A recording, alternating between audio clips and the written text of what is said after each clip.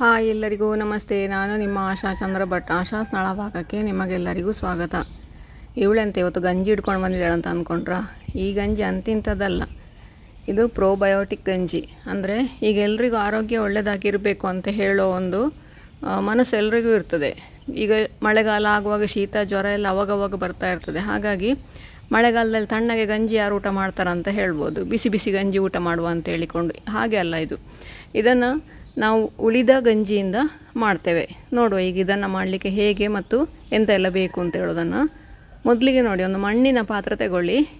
ಈ ಗಂಜಿ ಮಾಡಲಿಕ್ಕೆ ಮಣ್ಣಿನ ಪಾತ್ರೆ ಇದ್ದರಷ್ಟು ಒಳ್ಳೆಯದು.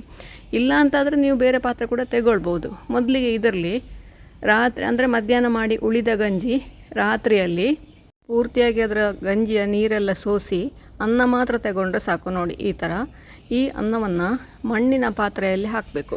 ನಾನಿದು ಓಡ್ಪಾಳೆ ಮಾಡುವ ಓಡಲ್ಲಿ ಇವತ್ತು ಹಾಕಿಕೊಳ್ತಾ ಇದ್ದೇನೆ. ನಂತರ ಬೇರೆ ಮಣ್ಣಿನ ಪಾತ್ರೆ ಇದ್ದದೆಲ್ಲ ಒಡೆದೋಗಿದೆ, ಹಾಗೆ ಇದನ್ನು ಯೂಸ್ ಮಾಡಿ ನಿಮಗೆ ತೋರಿಸ್ತಾ ಇದ್ದೇನೆ. ಇದನ್ನು ಪಾತ್ರೆಯ ತಳದಲ್ಲಿ ಹಾಕ್ಕೊಂಡು ಈಗ ಇದಕ್ಕೆ ಅದು ಮುಳುಗಲಿಕ್ಕೆ ಎಷ್ಟು ನೀರು ಬೇಕು ಅಷ್ಟು ನೀರನ್ನು ಮಾತ್ರ ಹಾಕಿಕೊಳ್ಬೇಕು. ನೀವು ಎಷ್ಟು ಗಂಜಿ ಹಾಕ್ತೀರಿ ಅಥವಾ ಅನ್ನ ಹಾಕ್ತೀರಿ, ಇದಕ್ಕೆ ಕುಚ್ಚಲಕ್ಕಿ ಗಂಜಿ ಆಗಬೇಕಂತ ಏನಿಲ್ಲ, ಬೆಳ್ತಿಗೆ ಗಂಜಿಗೂ ಆಗ್ತದೆ. ಕುಚ್ಚಲಕ್ಕಿ ನಾವು ನಮ್ಮ ಕಡೆ ಕುಚ್ಚಲಕ್ಕಿಯೇ ಮಾಡೋದು, ಹಾಗಾಗಿ ನಾನು ಕುಚ್ಚಲಕ್ಕಿ ಗಂಜಿಯಲ್ಲಿ ತೋರಿಸ್ತಾ ಇದ್ದೇನೆ. ಇದನ್ನು ನೋಡಿ, ಈ ಥರ ಅನ್ನ ಮುಳುಗಲಿಕ್ಕೆ ಎಷ್ಟು ನೀರು ಬೇಕು ನೋಡಿ ಅಷ್ಟೇ ನೀರು ಹಾಕಿ ಇದನ್ನು ರಾತ್ರಿ ಹಾಗೇ ಮುಚ್ಚಿ ಇಡಬೇಕು. ಈ ಪ್ರೋಬಯೋಟಿಕ್ ಗಂಜಿ ಮಾಡೋದ್ರಲ್ಲಿ ಬೇರೆ ಬೇರೆ ಥರದಲ್ಲಿ ಮಾಡ್ತಾರೆ. ನಾನು ಇದನ್ನು ಬೇರೆ ಬೇರೆ ರೆಸಿಪಿಗಳನ್ನು ಮುಂದೆ ಹಾಕ್ತಾ ಇರ್ತೇನೆ. ಈ ಥರ ರಾತ್ರಿ ಮುಚ್ಚಿ ಇಡಬೇಕು. ಇದನ್ನು ಮಿನಿಮಮ್ 12 ಅವರ್ ಇದು ಹುಳಿ ಬರಬೇಕಂದ್ರೆ 12 ಗಂಟೆ ಇದು ಹಾಗೇ ಇರಬೇಕು. ಮಾರನೇ ದಿನ ಬೆಳಿಗ್ಗೆ ಇದನ್ನು ಓಪನ್ ಮಾಡುವಾಗ ಅದರಲ್ಲಿ ಸಣ್ಣ ಸಣ್ಣ ಬಬಲ್ಸ್ ಆಗಿರ್ತದೆ ಆ ಗಂಜಿಯಲ್ಲಿ, ಅಂದರೆ ಅದು ಹುಳಿ ಬಂದಿದೆ ಅಂತೇಳಿ ಅರ್ಥ. ಬೇಸಿಗೆಯಲ್ಲಿ ಒಂದು ಸ್ವಲ್ಪ ಜಾಸ್ತಿ ಇರ್ತದೆ, ಈಗ ಮಳೆಗಾಲ ಆದ ಕಾರಣ ಒಂದು ಸ್ವಲ್ಪ ಕಡಿಮೆ ಕಾಣ್ತಾ ಇದೆ. ನೋಡಿ ಈ ಥರ ಅದು ಗಂಜಿಯ ನೀರು ಈ ಕಲರ್ಗೆ ಬರ್ತದೆ ಬೆಳಿಗ್ಗೆ ಆಗುವಾಗ. ನೋಡಿ ಇದು ಈಗ ಪ್ರೋಬಯೋಟಿಕ್ ಗಂಜಿ. ಇದನ್ನು ಈಗ ನಮಗೆ ಹಾಗೆ ತಿನ್ನಲಿಕ್ಕೆ ಒಳ್ಳೆಯದಾಗೋದಿಲ್ಲ. ಅದಕ್ಕೆ ಈಗ ಅದರ ಜೊತೆಗೇ ರುಚಿಗೆ ಬೇಕಾದಷ್ಟು ಕಲ್ಲುಪ್ಪು, ಇಲ್ಲಿ ಕಲ್ಲುಪ್ಪನ್ನೇ ಉಪಯೋಗಿಸಿಕೊಳ್ಬೇಕು.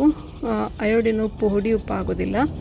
ಹಾಗೆಯೇ ಅದರ ಜೊತೆಗೆ ಒಂದು ಸ್ವಲ್ಪ ಈರುಳ್ಳಿ, ಇದೆಲ್ಲ ನಿಮಗೆ ರುಚಿಗೆ ಯಾವುದು ಬೇಕು ಹಾಗೆ ಹಾಕಿಕೊಳ್ಬೋದು. 1 ಕಪ್ಪು ಮೊಸರು ಕೂಡ ಹಾಗೆ ನಿಮಗೆ ಎಷ್ಟು ಬೇಕು ಅಷ್ಟು ಮೊಸರನ್ನು ಹಾಕಿಕೊಳ್ಬೋದು. ಮೊಸರು ಕೂಡ ಹಾಗೆ, ಅದು ಕೂಡ ಪ್ರೋಬಯೋಟಿಕ್. ಯಾಕೆಂದರೆ ಅದು ನಾವು ಮುಂದಿನ ದಿವಸ ಹಾಲಿಗೆ ಹೆಪ್ಪಾಕಿ ಇಟ್ಟು ಮಾಡಿರುವಂತಹದ್ದು. ಇದರ ಜೊತೆಗೆ ನಾವು ಇನ್ನೊಂದು ಉಪಯೋಗಿಸುವಂತಹದ್ದು, ಅದು ಕೂಡ ಪ್ರೋಬಯೋಟಿಕ್. ಅದೇನು ಅಂತ ನಿಮಗೆ ಆಶ್ಚರ್ಯ ಆಗ್ಬೋದು. ನಮ್ಮ ಮಾಮೂಲು ಮಿಡಿ ಉಪ್ಪಿನಕಾಯಿ ನಾವು ಸ್ಟಾಕ್ ಮಾಡಿ ಇಡ್ತೇವೆ.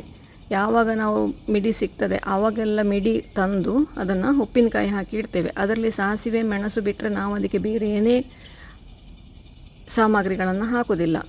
ನೋಡಿ ಇದು ಕೂಡ ಪ್ರೋಬಯೋಟಿಕ್. ಇದಿಲ್ಲದಿದ್ದರೆ ಸಾಮಾನ್ಯವಾಗಿ ನಮ್ಮ ಹಳ್ಳಿಗಳಲ್ಲಿ ಜನ ಮಾಡುವಂತಹದ್ದು, ಒಂದು ಸ್ವಲ್ಪ ಕಲ್ಲುಪ್ಪು ತಗೊಂಡು ಅದಕ್ಕೆ 1-2 ಗಾಂಧಾರಿ ಮೆಣಸು ಅಥವಾ ಹಸಿಮೆಣಸು. ಗಾಂಧಾರಿ ಮೆಣಸು ಇರಲಿಲ್ಲ ನಂತರ, ಹಾಗಾಗಿ ನಾನು ಇವತ್ತು ಹಸಿಮೆಣಸು ಹಾಕ್ತಾ ಇದ್ದೇನೆ. ಗಾಂಧಾರಿ ಮೆಣಸು ಸಿಕ್ಕಿದರೆ ಬೆಸ್ಟ್. ಅನ್ನದ ಜೊತೆಗೆ ಇವೆರಡೇ ಸಾಮಗ್ರಿಗಳನ್ನು ಉಪಯೋಗಿಸಿ ಇದನ್ನು ಊಟ ಮಾಡ್ಬೋದು. ಇದು ಆರೋಗ್ಯಕ್ಕೆ ತುಂಬ ಒಳ್ಳೆಯದು. ಆದ್ದರಿಂದ ನೋಡಿ, ಹಿಂದಿನ ಕಾಲದಲ್ಲಿ ಎಲ್ಲರೂ ಕೂಡ ಅಷ್ಟು ಆರೋಗ್ಯವಾಗಿ ಹೇಗಿರ್ತಿದ್ರು, ಅವ್ರಿಗೆ ಏನೇ ರೋಗಗಳು ಬರ್ತಿರಲಿಲ್ಲ ಅನ್ನೋದು ಇದೇ ಕಾರಣಕ್ಕೆ ಬೇಕಾಗಿ. ಯಾಕೆಂದರೆ ಇವರು ದಿನ ಬೆಳಿಗ್ಗೆ ಎದ್ದು ಇದನ್ನೇ ತಿಂತಾ ಇದ್ದದ್ದು, ಪ್ರೋಬಯೋಟಿಕ್ ಗಂಜಿ. ಈಗ ಇದನ್ನು ಆರೋಗ್ಯದ ಹೆಸರಿನಲ್ಲಿ ತಿಂತಾ ಇದ್ದೇವೆ ನಾವು. ಇದು ನಾವು ಸಣ್ಣವರಿದ್ದಾಗ ನಮಗೆ ದಿನನಿತ್ಯದ ಬೆಳಗಿನ ತಿಂಡಿಯಾಗಿತ್ತು, ಬ್ರೇಕ್ಫಾಸ್ಟ್ ಇದೇ ಆಗಿರ್ತಾ ಇತ್ತು. ಹೆಚ್ಚಿಗೆ ಸಾಮಗ್ರಿಗಳೇನಿಲ್ಲ. ನೋಡಿ, ರಾತ್ರಿ ಉಳಿದಿರುವ ಅನ್ನ, ಅದಕ್ಕೊಂದಷ್ಟು ನೀರು ಹಾಕಿ ಇಡೋದು, ಅದರ ಜೊತೆಗೆ ಹಸಿಮೆಣಸಿನ ಉಪ್ಪಿನ ಜೊತೆ ಮಿಕ್ಸ್ ಮಾಡಿರೋದು, ಮೊಸರು ಇದ್ದರೆ ಮಿಡಿ ಉಪ್ಪಿನಕಾಯಿ. ನಾವು ಹಸಿಮೆಣಸು ಹಾಕಿ ತಿಂತಿರಲಿಲ್ಲ, ನಾವು ಉಪ್ಪಿನಕಾಯಿ ಜೊತೆಗೆ ತಿಂತಾ ಇದ್ದೇವೆ ಇದನ್ನು. ಇದಕ್ಕಿಂತ ಪ್ರೋಬಯೋಟಿಕ್ ನಿಮಗೆ ಬೇರೆ ಎಲ್ಲಿ ಕೂಡ ಸಿಗಲಿಕ್ಕಿಲ್ಲ. ಖಂಡಿತ ಒಮ್ಮೆ ಟ್ರೈ ಮಾಡಿ ನೋಡಿ ಹೇಗಾಯಿತು ಅಂತ ನನಗೆ ಕಮೆಂಟ್ ಮೂಲಕ ತಿಳಿಸಿ. ಲೈಕ್ ಕೊಟ್ಟು ಶೇರ್ ಮಾಡಿ. ನೀವು ಇನ್ನೂ ನಮ್ಮ ಚಾನಲನ್ನು ಸಬ್ಸ್ಕ್ರೈಬ್ ಮಾಡ್ಕೊಳ್ಳಿ, ಸಬ್ಸ್ಕ್ರೈಬ್ ಮಾಡಿಕೊಂಡು ನಮ್ಮನ್ನು ಸಪೋರ್ಟ್ ಮಾಡಿ. ಮುಂದಿನ ವಿಡಿಯೋದಲ್ಲಿ ಇನ್ನೊಂದು ಹೆಲ್ದಿ ರೆಸಿಪಿಯೊಂದಿಗೆ ಪುನಃ ನಿಮ್ಮನ್ನು ಭೇಟಿ ಆಗ್ತೇನೆ. ಧನ್ಯವಾದಗಳು.